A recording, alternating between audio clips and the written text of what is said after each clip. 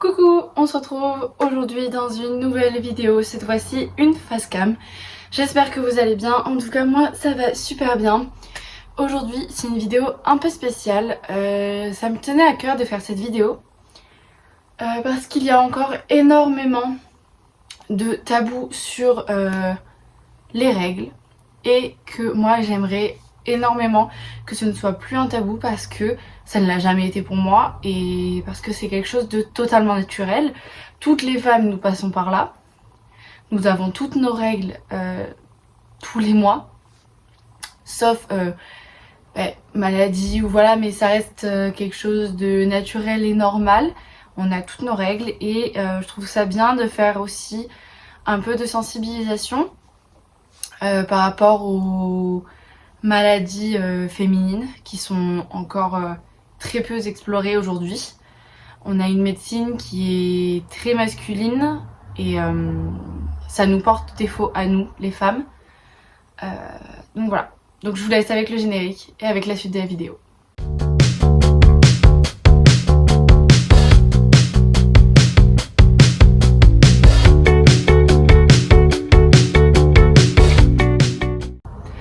Ok, donc j'espère que cette vidéo vous plaira parce que c'est une vidéo qui peut être assez tabou du coup en fonction des personnes qui me suivent. Mais moi je trouve ça important de vous partager un petit peu de mes astuces et de mes indispensables, surtout durant mes règles. Donc moi déjà j'ai un petit panier comme ça qui est toujours prêt. Donc en fait je l'utilise du coup la semaine de mes règles, sachant que moi mes règles ne durent que 4 jours.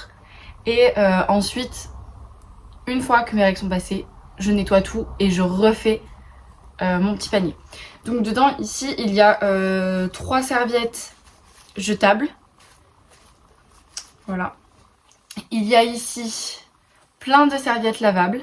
Et ici ce sont des culottes menstruelles. Alors, moi je déteste le chimique. Donc ça, voilà. C'est-à-dire que moi j'ai mes règles depuis mes 12 ans. Donc à l'heure actuelle j'ai 17 ans, ça fait bientôt 5 ans que j'ai mes règles. Et durant les 2 premières années de mes règles, j'ai utilisé que des serviettes jetables. Ça me causait des irritations, ça se collait à mes poils. Enfin voilà, c'est quelque chose qui n'est vraiment pas agréable. Et ça peut causer des chocs toxiques. Comme les tampons et la cup. Bon, la cup, j'en ai 2. J'ai 2 cups qui sont ici. Parce que moi, je n'ai jamais supporté les tampons. Mais par contre, l'été, et quand je sors et que je sais que je vais pas pouvoir changer de serviette ou quoi régulièrement, je privilégie la cup. Parce que c'est quelque chose d'extrêmement pratique. L'été, quand on va à la piscine, quand on va à la mer ou quoi, c'est sincèrement mieux que des serviettes jusque là. Et moi j'ai toujours détesté les tampons, c'est vraiment quelque chose d'abominable, je ne supporte pas ça. Donc j'avais trouvé la solution de la cup. Donc j'en ai 2. J'ai celle-ci, il y a le soleil qui... J'ai celle-ci, donc celle-là ça a un bout plat. Et j'ai celle-ci qui elle a un bourron. Donc ça change pas grand chose, hein. Voilà, c'est comme des petits entonnoirs mais en silicone. Par contre vous voyez rien avec le soleil. Voilà, donc c'est voilà, c'est quelque chose de très souple qui du coup est pas désagréable à porter. On la sent pas, quand on la met bien on la sent pas. Il y a très peu de risque de fuite, à moins qu'elle soit mal mise, et dans ce cas là ça rentre pas et ça coule en dehors de la cup. Mais quand on sait la mettre, ça arrive très peu. Donc pour les personnes qui ne connaissent pas et qui voudraient tester, il y a plusieurs techniques de pliage. Alors moi j'en utilise qu'une seule, donc les autres je les ai oubliées parce que c'est celle qui me convient le mieux. Donc en fait vous prenez votre cup, vous appuyez ici et ça fait ça, et du coup vous le rentrez, vous le lâchez et voilà, là elle sera bien mise. Moi j'utilise celle-ci. Enfin j'utilise les cups vraiment comme je vous l'ai dit, surtout l'été. quand je pars en vacances, donc quand je vais à la mer, à la piscine, à l'océan, au lac, à la rivière, enfin voilà. Quand j'ai prévu de me baigner, j'utilise ça parce que c'est beaucoup plus facile. Puis même durant les vacances d'été, je crois que je l'utilise pratiquement tout le temps et j'utilise très peu de culottes menstruelles ou de serviettes parce que si j'ai énormément d'activités à faire et que j'ai mes règles, c'est beaucoup plus confortable d'avoir la cup que d'avoir autre chose. Donc voilà, ensuite, du coup, comme je vous l'ai dit, j'ai des serviettes lavables. Donc, j'ai celle-ci qui est en tissu et celle-ci, bon, c'est du tissu aussi, mais l'intérieur est en fibre de bambou. Donc voilà, donc c'est réutilisable. Donc attendez, je vais l'ouvrir. Donc ça se présente comme ceci, comme une serviette normale.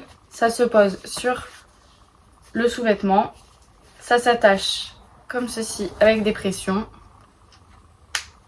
et voilà, et du coup vous avez voilà, et ça se porte comme ça à l'intérieur de la culotte. Du coup quand vous les utilisez, donc vous venez de la mettre, hop, vous l'avez salie, ça fait 2-3 heures que vous l'avez. Moi en tout cas j'utilise environ 2-3 heures parce que j'ai un flux assez abondant. En fonction des personnes, elles peuvent durer plus longtemps dans la journée. Moi, il y a un flux abondant, ben, je dois les utiliser que peu, entre guillemets. Hop, vous l'enlevez. Vous la pliez, si vous pouvez pas la laver de suite, vous la pliez, vous la mettez dans un petit sac ou dans une petite pochette que vous rentrez dans votre sac à main ou dans votre sac de cours ou quoi. Et vous la lavez en rentrant. Si vous êtes chez vous où vous avez possibilité de au moins la rincer, ben, de suite, vous l'enlevez, vous en mettez une autre, hop, vous la prenez, vous la passez sous l'eau tiède, pas chaude et pas froide non plus, sous l'eau tiède. Vous la posez, vous la laissez un peu imbiber, vous essorez. Si, imaginons, il y a des caillots ou quoi, qu'il y a des trucs qui restent, vous prenez un savon, vous frottez, comme ça. Vous frottez comme ceci, avec les autres bouts de la serviette. Vous frottez la serviette comme ceci, vous la rincez, vous l'essorez jusqu'à obtenir de l'eau claire. Et une fois que c'est rincé, vous la mettez à la machine. Ça craint pas. Enfin moi après je crois que je la passe à 30 ou 40, un truc comme ça. Donc franchement ça craint pas. Ça fait 4 ans peut-être que j'en utilise. Et franchement elles ont pas bougé. Et donc après c'est exactement la même technique pour celles en bambou. Par contre celles en bambou du coup il y a des risques de taches. Donc vous voyez voilà. Là, il reste des taches parce que ça fait... pareil, ça fait à peu près 4 ans que je les ai et que je les utilise. Donc à force, ça tâche. C'est pas incrusté. Pareil, vous utilisez la même technique. Vous laissez d'abord tremper, vous essorez. Si vous voyez qu'il reste, vous mettez du savon, vous le passez dessus. Et là, par contre, vous lavez pareil, comme ceci. Vous rincez jusqu'à obtenir de l'eau claire. Et vous mettez à la machine, pareil. Donc c'est vraiment pratique. Après voilà, il faut avoir le temps de les laver, il faut trouver la force de les laver. Je sais que parfois ça peut être compliqué en fonction des règles, si elles sont douloureuses ou pas, si elles vous créent énormément de fatigue ou pas. Je le sais parce que parfois j'avais des mois où c'était très compliqué pour moi de rester debout et donc de les laver. Donc ce que je faisais c'est que quand j'allais à la douche, je les prenais, je m'asseyais dans ma douche et je les lavais sous la douche avec moi. Donc voilà, ça m'a vraiment sauvé la vie, les serviettes lavables. Parce qu'en plus, bon, en fonction de ce que vous faites, ça a tendance à bouger. C'est pour ça qu'aussi pour le sport ou pour les journées actives, comme je vous disais, je préfère utiliser la cup ou des serviettes menstruelles. Donc moi j'en ai 4. Donc j'ai 3 fois les mêmes qui sont noires comme ceci avec de la dentelle. Voilà, et j'en ai une autre qui est elle plus fine et elle est bleue toute simple, mais là je l'ai pas sur moi. Je l'ai pas, là elle est dans ma salle de bain. Et du coup je crois que celle-ci c'est des Dim. Et l'autre que j'ai, c'est pas la même marque, je me souviens plus laquelle c'est. Mais voilà, après, les culottes menstruelles, c'est un budget.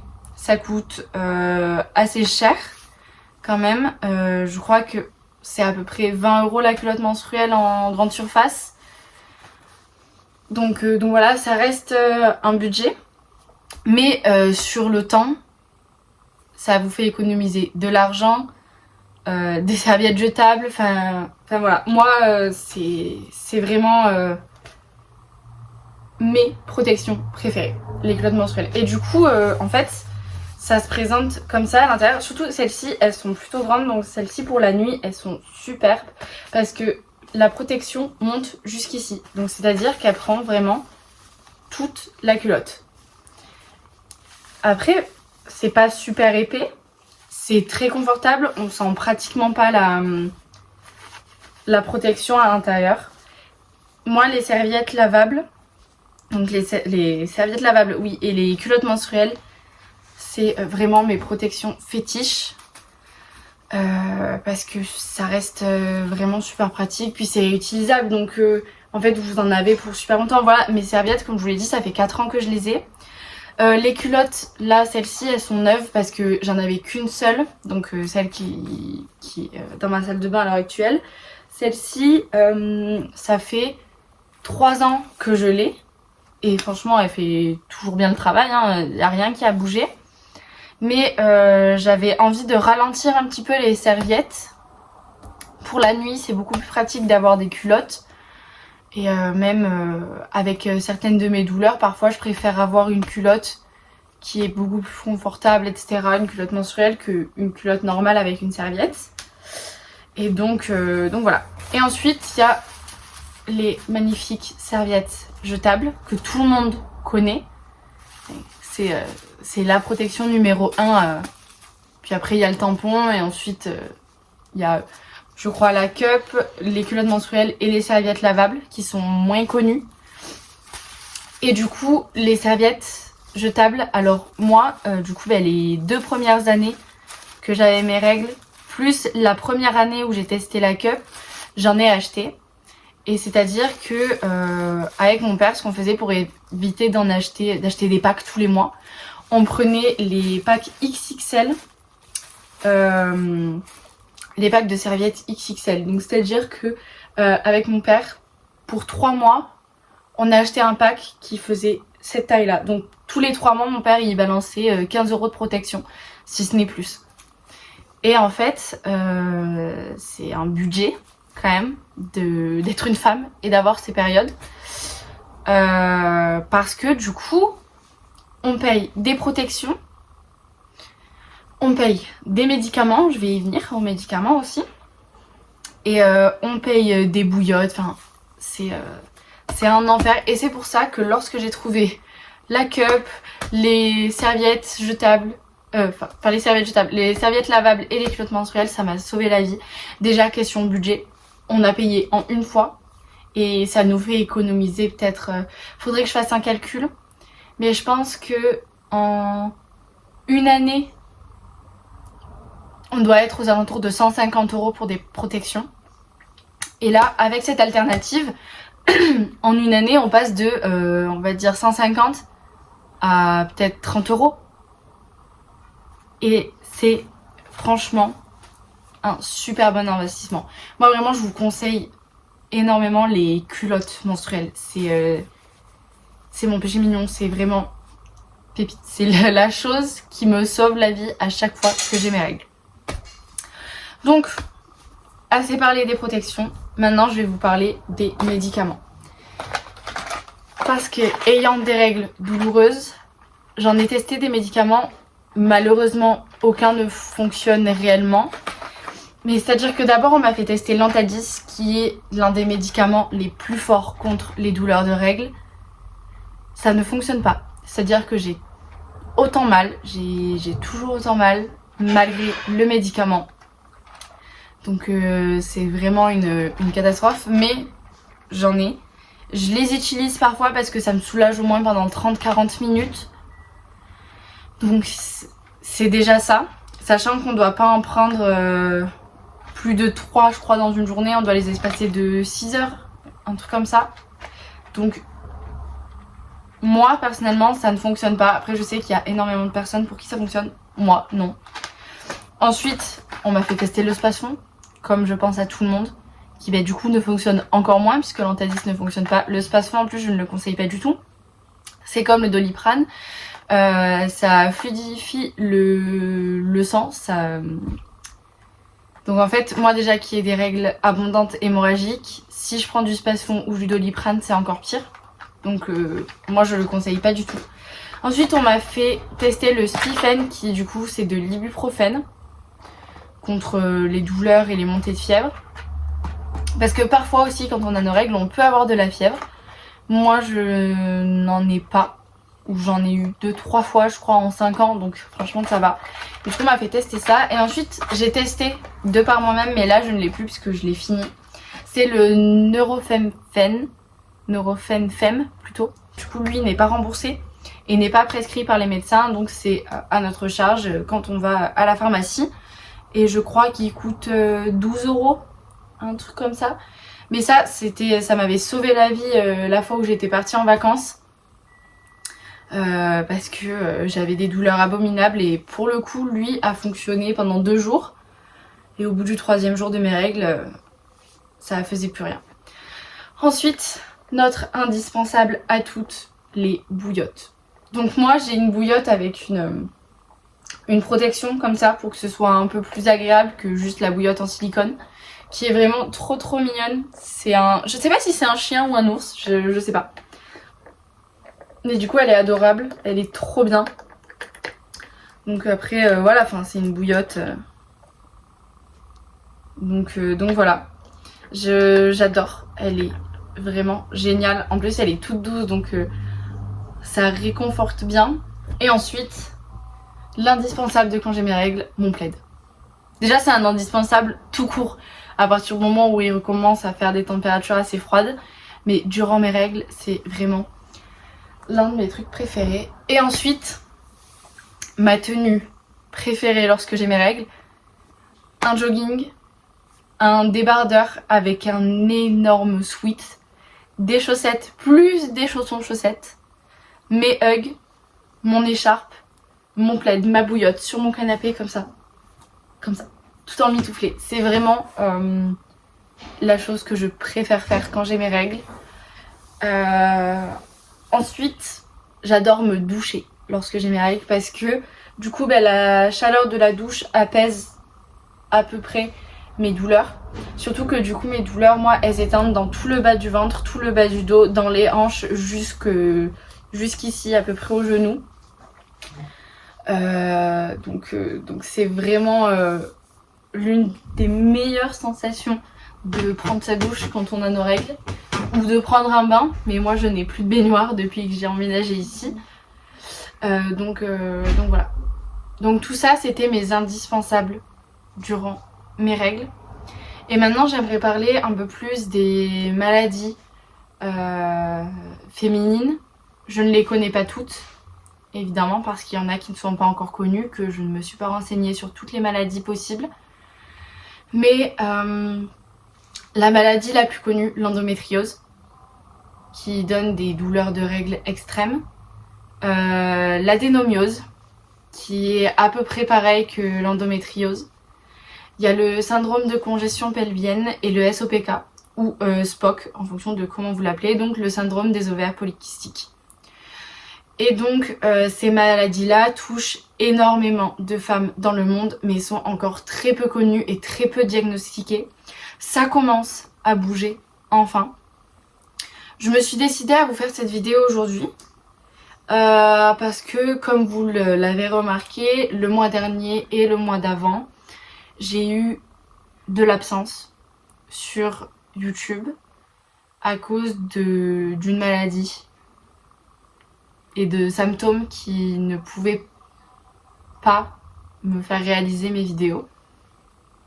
Et j'ai des examens à passer ce mois-ci. Comme je vous l'avais dit dans une autre vidéo, j'avais des examens. Donc je les ai là la semaine prochaine. Et en fait, c'est parce qu'on soupçonne de l'endométriose ou le syndrome de congestion pelvienne. C'est quelque chose qui me stresse énormément.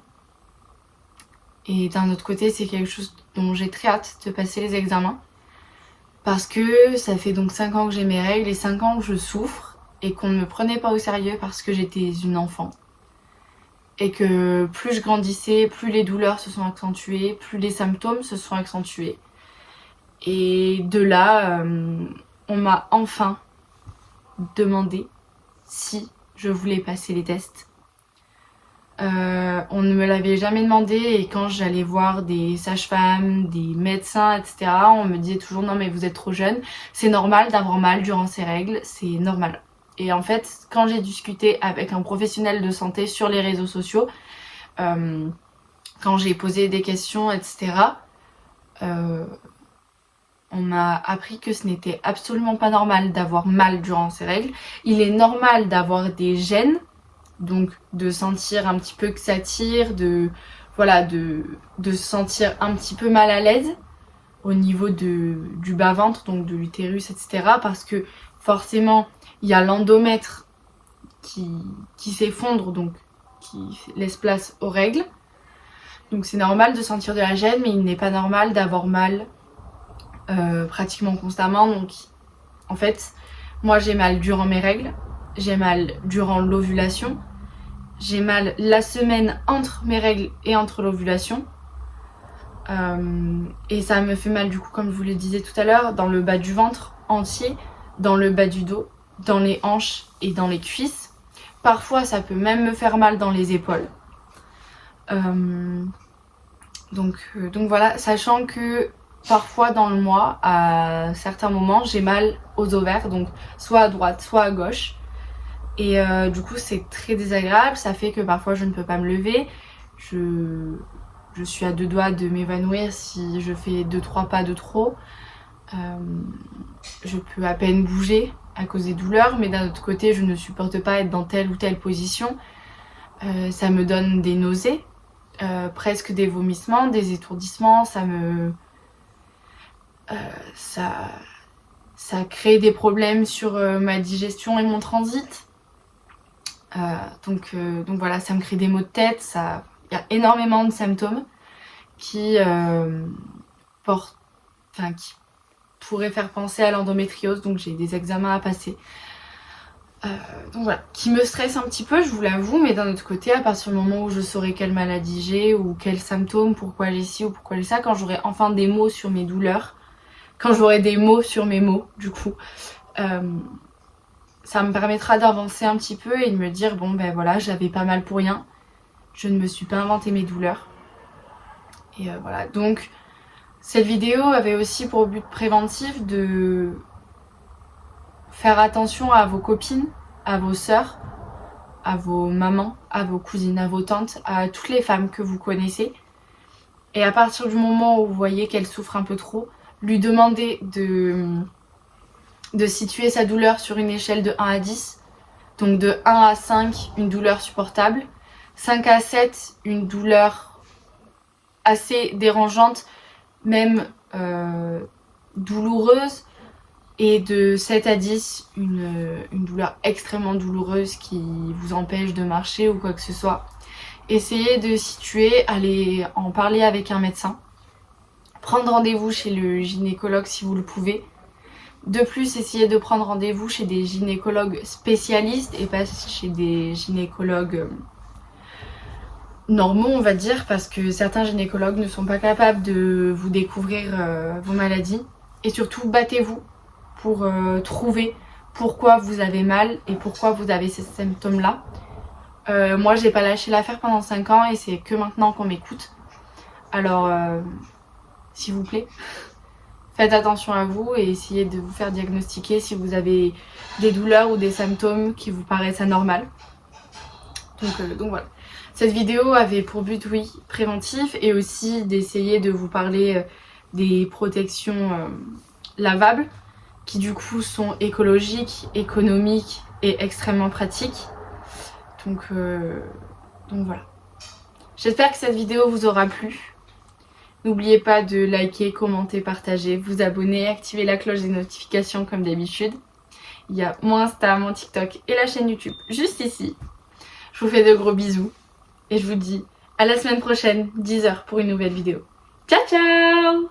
Hop, du coup, comme à chaque fin de vidéo, vous avez ma chaîne YouTube et la dernière vidéo sortie.